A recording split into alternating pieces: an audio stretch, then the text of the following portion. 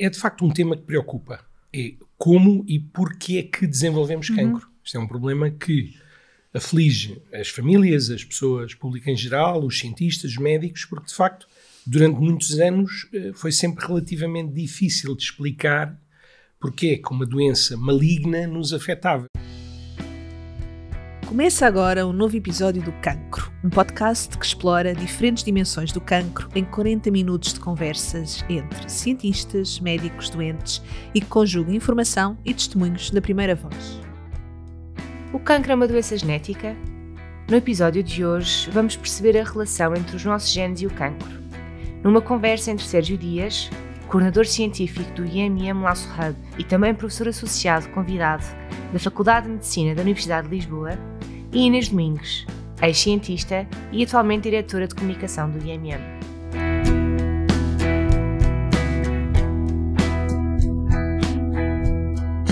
Olá, Sérgio. Obrigada por teres aceito este convite. Hoje és o meu parceiro aqui no nosso segundo episódio do cancro e hoje vamos falar disto que é, do que é ser o cancro uma doença genética. Numa das crónicas que tu escreves mensalmente para a revista Visão e que desde já convidamos os nossos ouvintes para lerem essas crónicas, saem todos os meses, no início do mês, tu referes que quando recebemos a notícia de alguém que conhecemos ou que nos é próximo que tem cancro, uma das primeiras perguntas que é feita é se há mais casos na família, não é? Isto porque existe esta ideia de que o cancro passa de uma pessoa para a outra, portanto, dentro da mesma família que passa de pessoas para pessoas. Mas, ao mesmo tempo, no mesmo texto, eu estou a ler, só para não perder os números, escreves que se estima que apenas 10% dos cancros sejam hereditários. E, portanto, se calhar vale a pena começarmos por aqui. O que é o que pode ser um cancro hereditário, o que pode ser um cancro genético? O que é a diferença entre estes dois? Olá, Inês. É um prazer estar aqui e dar continuidade um bocadinho a este trabalho que temos feito de divulgação sobre este tema que diz muito às pessoas. Essa crónica em particular parece que teve alguma repercussão com as pessoas. É de facto um tema que preocupa. É como e porquê é que desenvolvemos cancro. Isto é um problema que aflige as famílias, as pessoas públicas em geral, os cientistas, os médicos, porque de facto durante muitos anos foi sempre relativamente difícil de explicar porque é que uma doença maligna nos afetava. É um bocadinho o conceito que temos, não é? E os números continuam a crescer, não é? Cada vez mais. Os números continuam a crescer e, portanto, as pessoas procuram de alguma forma uma segurança em perceber se é alguma coisa hereditária, portanto é algo que não podemos fazer nada para o evitar, digamos assim. Portanto, está um bocadinho no subconsciente. Os 10% estimados de cancros hereditários talvez seja um número subestimado, ou seja, talvez estejamos aquém do número real. Imaginemos que qualquer coisa como 10 a 20% talvez seja possível. Portanto, ainda pode aumentar esse valor. Eventualmente, porque a identificação e a detecção de genes que, de facto, aumentam a tal suscetibilidade para desenvolvimento de cancro e que possam ser herdados, passados de mães para filhos, etc., pode aumentar com as técnicas que temos hoje em dia, que são um pouco mais finas e conseguimos, de facto, fazer mapeamentos genéticos um bocadinho mais detalhados, pode ser que aumentemos um pouco. De qualquer maneira, estamos a falar de quase 90% de cancros que não têm uma explicação genética. E, portanto, isto continua no subconsciente das pessoas a ser relativamente difícil de compreender, não é? De explicar, exatamente. Mas nós no primeiro episódio, portanto, há umas semanas atrás, tivemos aqui a Maria do Carmo Fonseca, a nossa investigadora, e também a Tamara Milagre, da Associação Evita, que na verdade é uma associação de doentes ou de pessoas que têm propensão para desenvolver este tipo de cancros hereditários, porque têm uma alteração em genes específicos, que já se conhecem há muito tempo, que são os genes BRCA, e aqui especificamente no caso do cancro da mama ou cancro dos ovários. E se calhar seria interessante também para as pessoas conhecerem um bocadinho a história de como é que se descobriu isto. Certo. Eu creio inclusive que uma irmã e a mãe da Tamara terão uma alteração nos genes BRCA. A história de identificação destes genes que conferem suscetibilidade ao desenvolvimento, nomeadamente de cancro da mama e dos ovários. Os BRCA é uma história por acaso gira. A Mary Claire King, uma geneticista americana... É uma história gira cientificamente. Acho que é importante... Falando, claro, é importante... É evidente, é evidente. É importante fazer este parênteses, não é uma história de todo... Não. Mas ela é uma geneticista americana, ainda viva, ainda no ativo, creio, que já nos idos anos, final dos anos 70 do século XX, início dos anos 80, identificou no cromossoma 17 um gene, na verdade, o BRCA1, o tal BRCA1. O tal BRCA, porque é de breast cancer, o nome, que estava associado, ou seja, mutações, alterações nesse gene, estava especialmente associado a famílias com uma grande propensão para cancro da mama. Foi assim que a história começa. Ela começa por em homens e mulheres. Em homens e mulheres. Ela começa por seguir uma série de famílias que têm uma grande incidência, quer no pai, na mãe, e depois por aí adiante, irmãos, etc., e identifica um conjunto de famílias e depois vai por mapeamento genético à procura de genes que estivessem especialmente alterados ou frequentemente alterados. Identifica, de facto, a primeira evidência de que, no caso do cancro da mama, um cancro com tanta incidência já na altura, e hoje em dia cada vez mais, que de facto alterações nestes genes conferem uma suscetibilidade maior ou aumentada para o desenvolvimento de cancro da mama, e depois mais tarde veio-se a perceber que também cancros do ovário, é verdade. A Mary Claire King, só uma parte, antes de voltarmos aos BRCA, tem um outro, quando li de forma muito resumida a biografia dela, tem uma outra contribuição que eu achei especialmente interessante.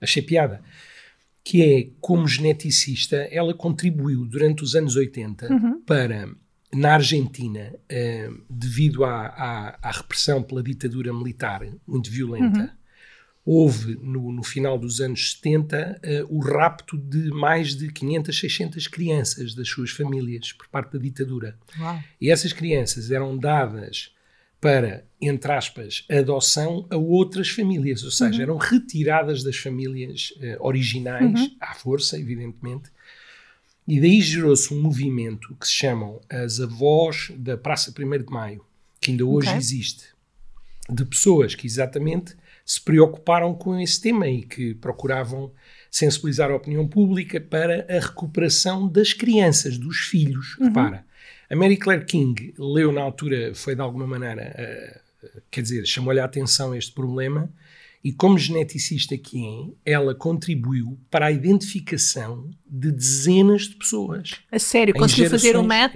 entre, portanto, a correspondência entre a criança e a família biológica. Porque estas pessoas eram retiradas das famílias, depois tornavam-se completamente ausentes do circuito, não é? E depois, anos mais tarde, através de diferentes contactos, ela, através de mapeamentos genéticos detalhados, conseguiu recuperar dezenas e dezenas destas pessoas. Portanto, estás a falar nos anos 80, final dos anos 80. Final dos anos 80. Portanto, numa altura em que ainda não tínhamos ferramentas de sequenciação, não é? Para as pessoas também perceberem, hoje em dia nós conseguimos, existem já empresas onde nós podemos pedir a sequenciação de parte do nosso genoma, não é?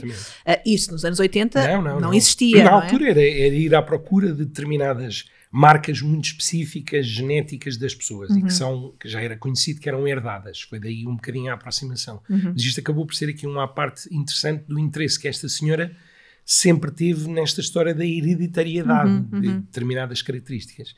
E do cancro da mama, a contribuição que ela fez foi gigantesca, claro. Gigantesca. Que hoje em dia, até hoje, se propaga, não é? Sim. Inclusive, pronto, eu também na crónica refiro que depois, muitos anos mais tarde, em 2007, o grupo, na altura liderado pela Fátima Vaz, um oncologista do IPO de Lisboa, identificou uma mutação específica no gene, no caso concreto do BRCA2, que é uma mutação fundadora portuguesa. Portanto, e a aproximação... Portanto, que existe especificamente, ou que foi primeiramente descoberta na população... Em famílias portuguesas. Exatamente. Mas que também está associada ao cancro da mama, ao cancro dos ovários.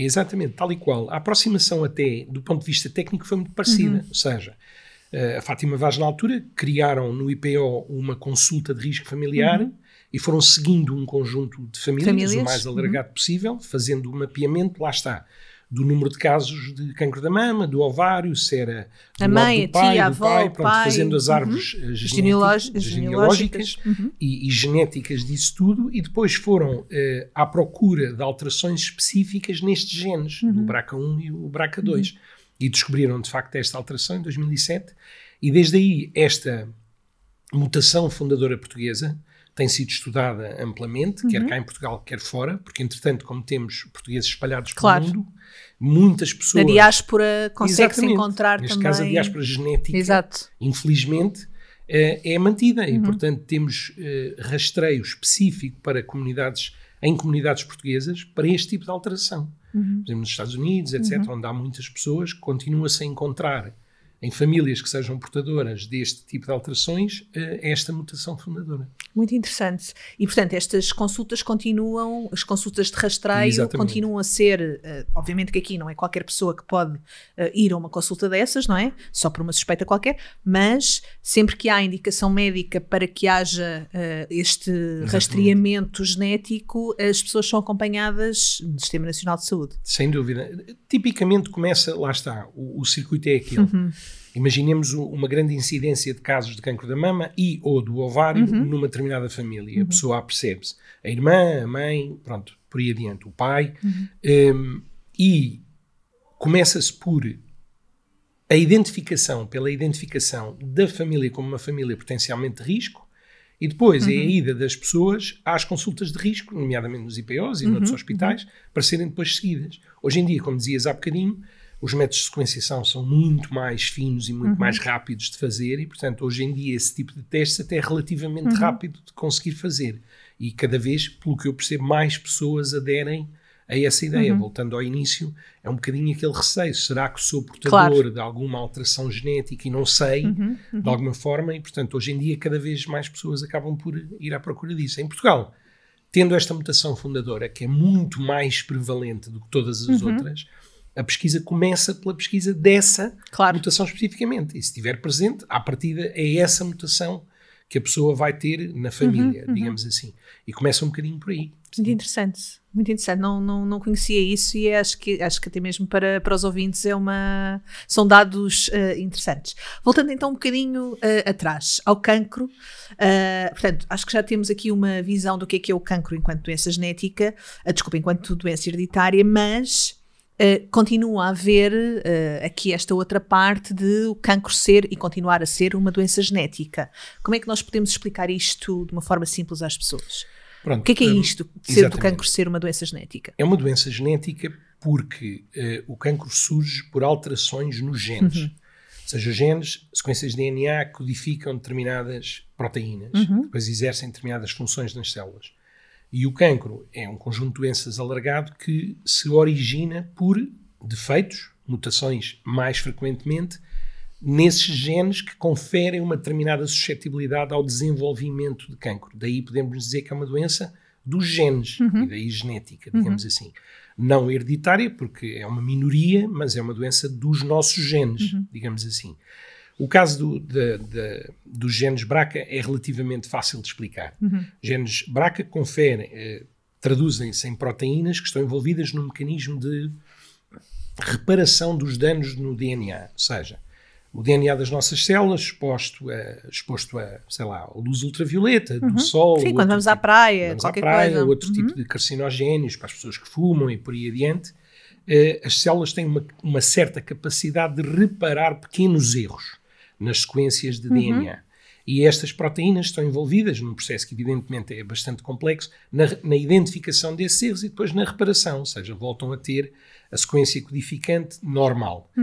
Conseguem reparar isto até um determinado limite. Quando temos mutações nesses genes, a proteína que é produzida, depois das duas uma, ou não tem a mesma função e já não consegue contribuir para a reparação dos erros no DNA, ou exerce essa função de forma diminuída. Portanto, a consequência é a mesma, vamos acumular determinados erros. Muito mais rapidamente do que uma situação normal. Portanto, imaginemos mutações. E se essas mutações, esses erros, incidirem sobre genes, os tais, que nos conferem uma determinada suscetibilidade, pois aqui há dois conjuntos de genes que são os oncogenes, ou seja, genes que causam promovem problemas oncológicos, digamos assim, e se as mutações ocorrem nesses oncogenes, evidentemente a nossa probabilidade de vir a desenvolver um cancro aumenta muito. Portanto, voltando atrás, se tivermos uma mutação nos genes BRCA, vamos tipicamente acumular mais danos, mutações no nosso DNA, e que pode incidir sobre determinados oncogenes, aumentando muito o risco de cancro.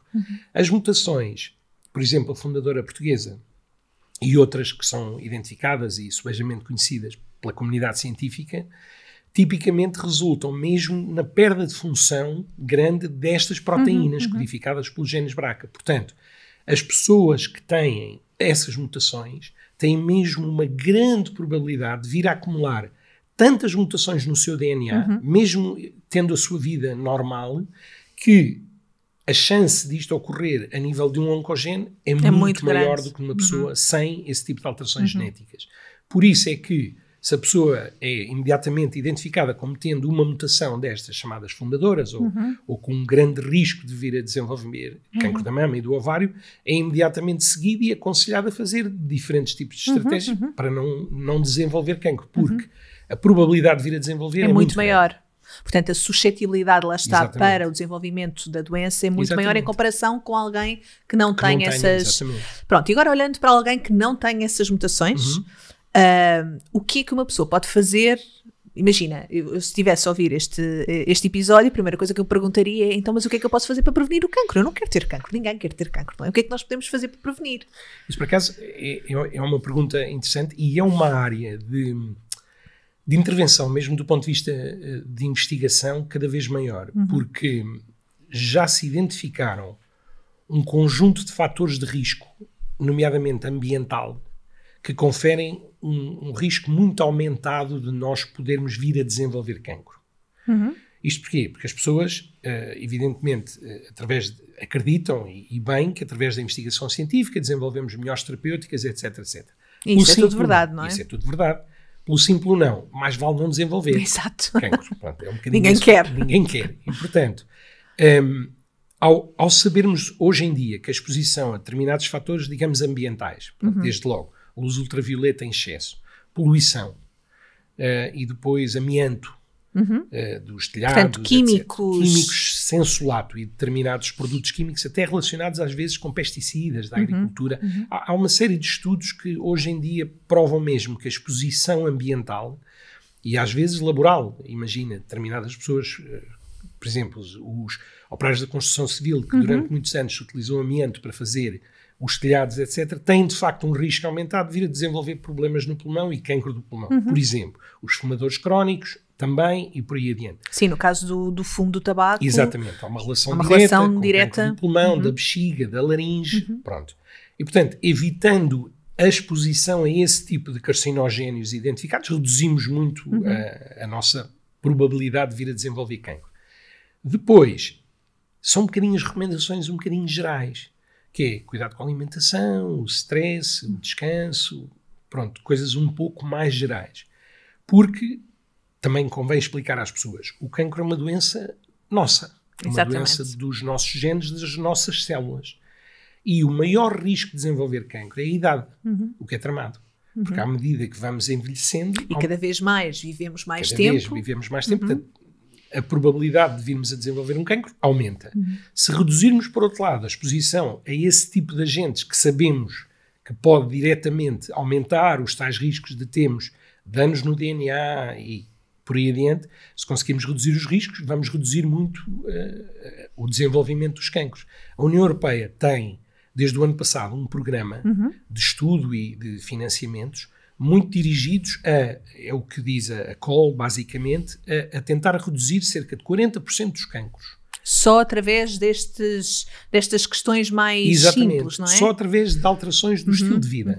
Ou seja, nós reduzirmos muito o consumo, desde logo, o consumo do tabaco, do álcool, vidas estressantes, exposição solar não protegida. Exatamente, e depois poluição, pronto, por aí adiante, vamos conseguir reduzir muito determinados conjuntos de cancros que são muito prevalentes.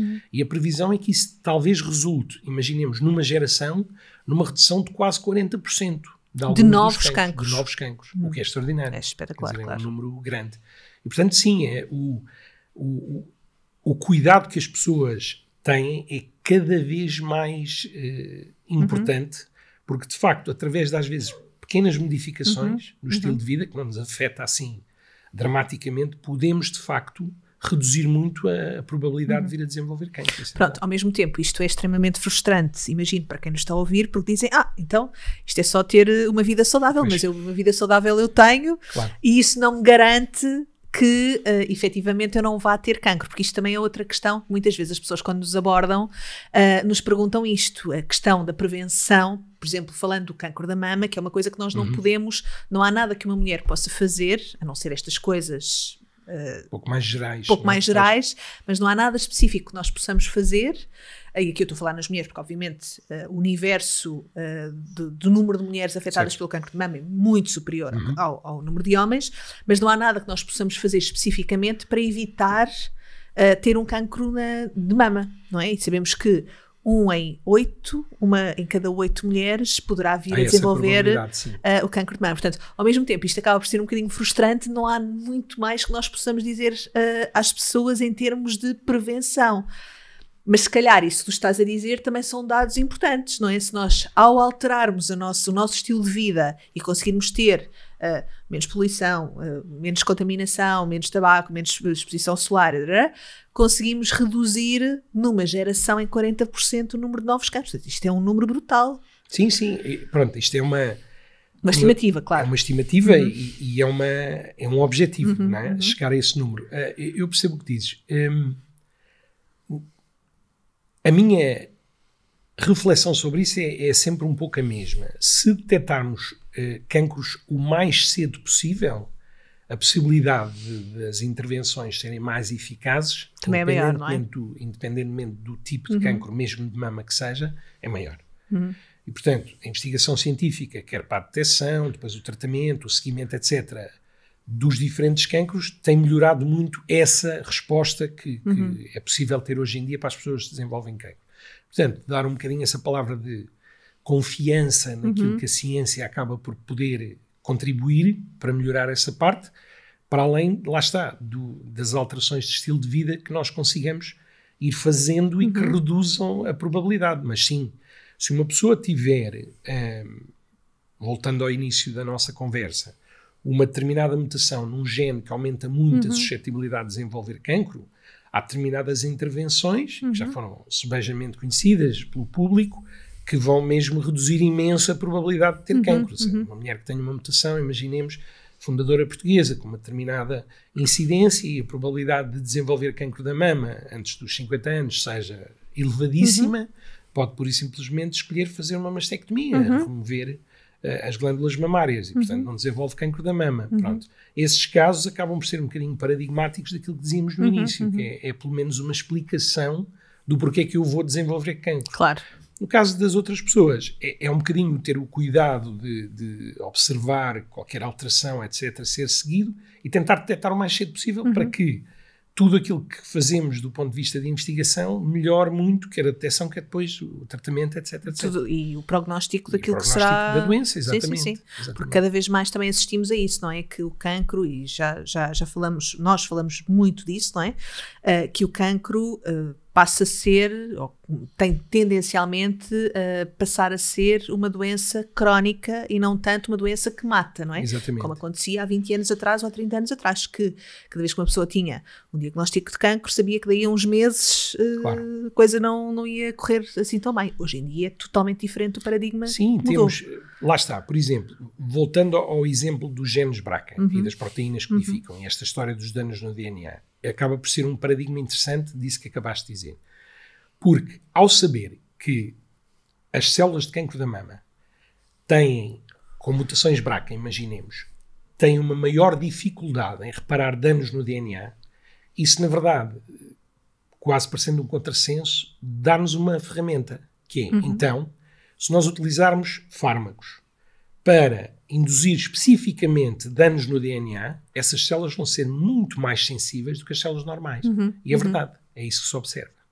Ou seja, sabendo a biologia por trás a função dos diferentes genes e das diferentes funções que os genes, as proteínas que codificam, exercem no cancro, acaba por nos dar mecanismos e ferramentas para ir à procura das suscetibilidades específicas dos diferentes cancros. E isso, por exemplo, no caso dos cancros com mutações BRCA, é já um paradigma de cancros da mama, ou seja, os tratamentos que depois são utilizados aumentam muito os danos infligidos do DNA, as células não conseguem reparar esses danos, morrem mais. Claro. Por isso, simplesmente que as células normais, muito mais. E, portanto, indo encontro àquilo que dizias, o objetivo acaba por ser, se for possível, evitar, se não tivermos nenhuma suscetibilidade genética ou hereditária, melhor. Se for possível evitar pelas tais alterações, quer ambientais, quer do nosso estilo de vida, melhor. Mas depois, a parte da ciência, mesmo conhecendo a fundo os mecanismos, acabamos por conseguir traduzir em algo que seja clinicamente mais eficaz. E, portanto, dar um bocadinho essa nota de alguma confiança às pessoas. Acho que é importante. Voltaste a falar aqui e era uma pergunta que eu tinha para te fazer, voltaste aqui a falar dos danos no DNA e na reparação. Explica-nos um bocadinho como é que foi essa descoberta científica, o que é que aconteceu, como é que os cientistas perceberam que, por um lado, havia danos no DNA e quais as suas consequências, e depois, se reparassem esses danos, o que é que acontecia também? Há várias, na verdade, fazendo assim uma pesquisa detalhada, parece haver várias origens para como é que as pessoas começaram a pensar nisto. Não há assim, pareceu-me não haver uma apenas. Um dos inícios do estudo disso diz respeito às exposições muito agudas, nomeadamente a radiação, quando há problemas ou nas centrais nucleares, pensando em Chernobyl e Fukushima e por aí adiante. Marie Curie morreu devido à exposição de rádio.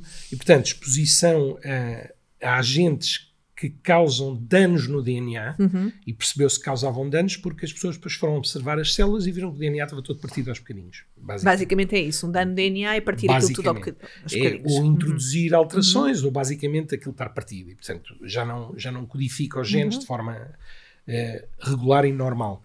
E, portanto, exposição aguda à radiação induz danos no DNA. Então, espera, mas exposição menor, as células parece que sobrevivem. Portanto, deve haver aqui um mecanismo que as células consigam, até um determinado limite, reparar aquilo que aconteceu. E depois as experiências são relativamente fáceis de fazer. Pegamos em células e pegamos imaginemos radiação, diferentes tipos, e diferentes intensidades de radiação. Uma intensidade X, depois 10 vezes maior, 100 vezes maior, por aí adiante. E vemos até que momento é que as células conseguem, de facto, reparar aqueles danos. Portanto, se reparam, é verdade, e, portanto, isto é uma propriedade das células, então vamos tentar perceber como é que reparam. E depois tem a ver com o perceber em que é que consiste a própria molécula DNA, que tem as diferentes bases e depois os diferentes acessórios para dar estabilidade à própria molécula, e depois perceber como é que as proteínas chegam lá, reconhecem o dano, portanto têm que ler, imaginemos, a sequência, depois há aqui um buraco. Então, se há aqui um buraco, significa que algumas das bases foram perdidas. Então, que moléculas é que estão envolvidas na reposição das bases? E depois, por aí adiante. Quase como quando estamos a ler um livro e de repente vemos que há um erro numa palavra e escrevemos ao editor, já fiz isso, escrevemos ao editor e dizer, olha, atenção que tem aqui um erro nesta edição. Edição seguinte já não terá, supostamente já não terá esse erro. Então, e leva-nos à identificação de fatores, de proteínas que reconhecem esses erros e que reparam. E foi daí que surgiu.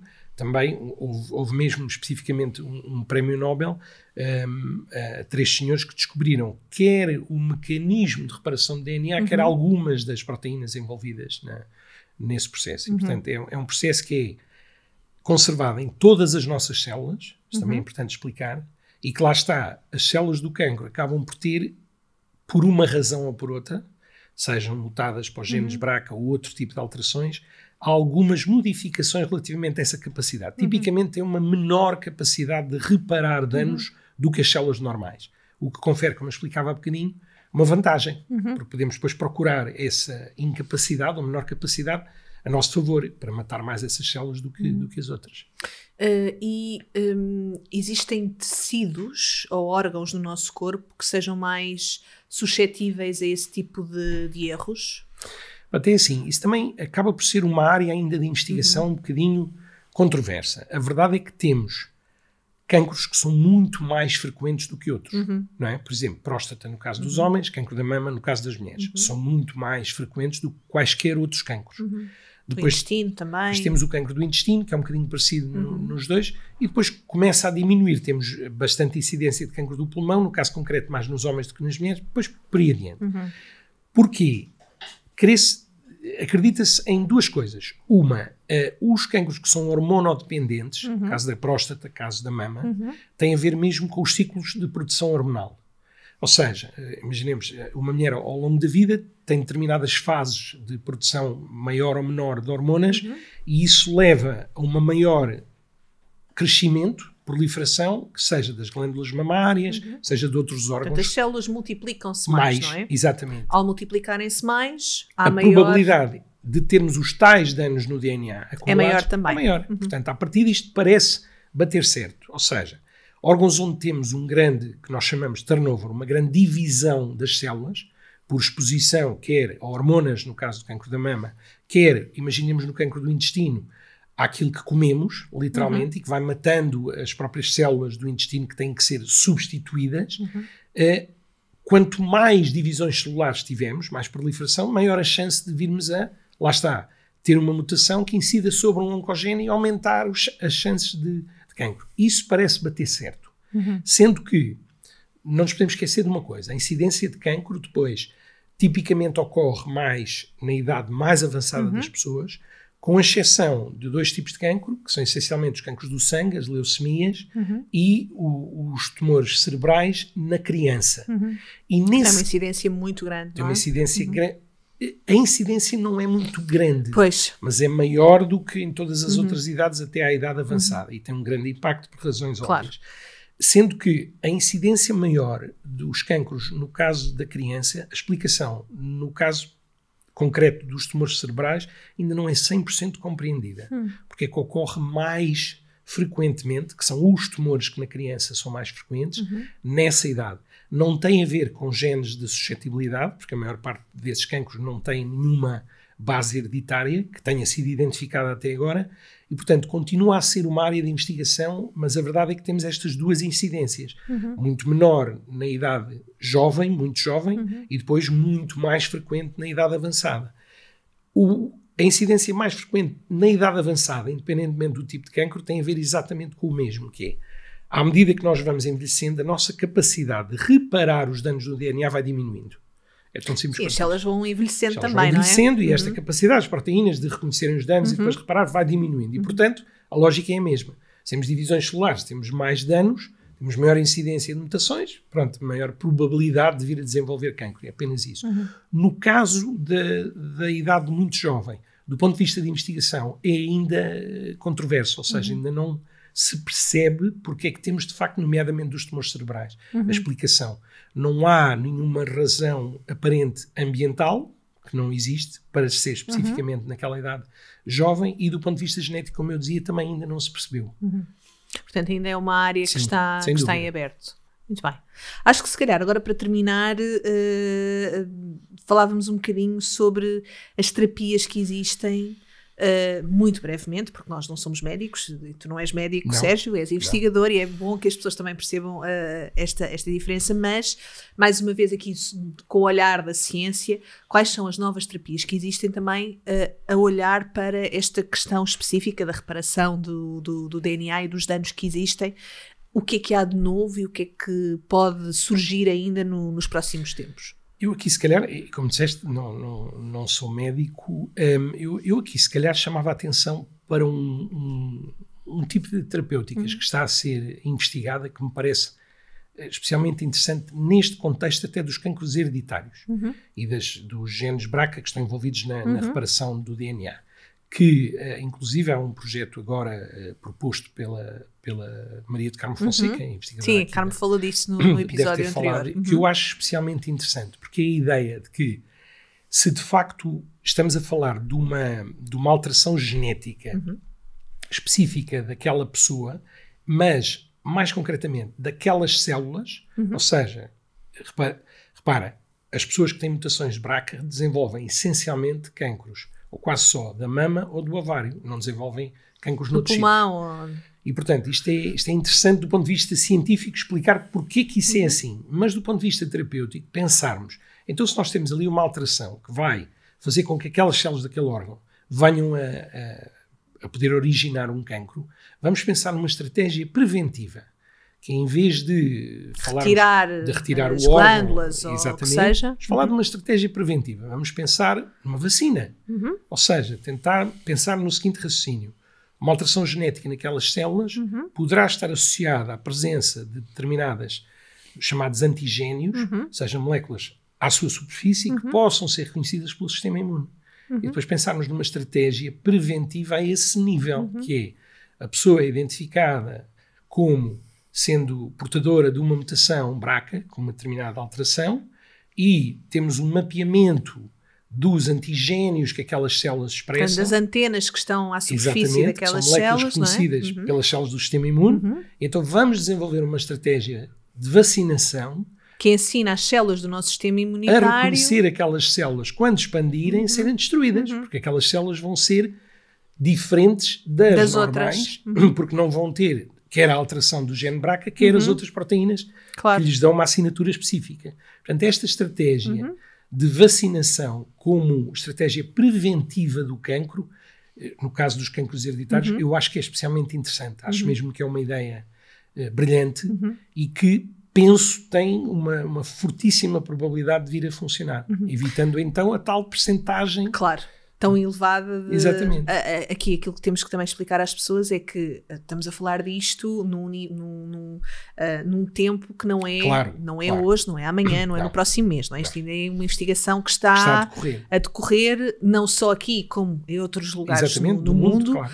Eventualmente sairão daqui vacinas que poderão de facto ser aplicadas mais tarde, quando todo o processo de passagem por ensaios clínicos estiver validado, poderão ser usadas nas pessoas, mas não é uma coisa que vai acontecer não é premente. amanhã. Sendo que nós temos uma base aqui importante que nos dá uma segurança, que há um determinado tipo de cancro cuja vacinação contra um agente infeccioso, o HPV, todas as meninas, e acho que agora os rapazes também, deverão ser vacinados antes do primeiro contacto sexual, etc., porque essa vacina é mesmo preventiva do cancro do colo do útero.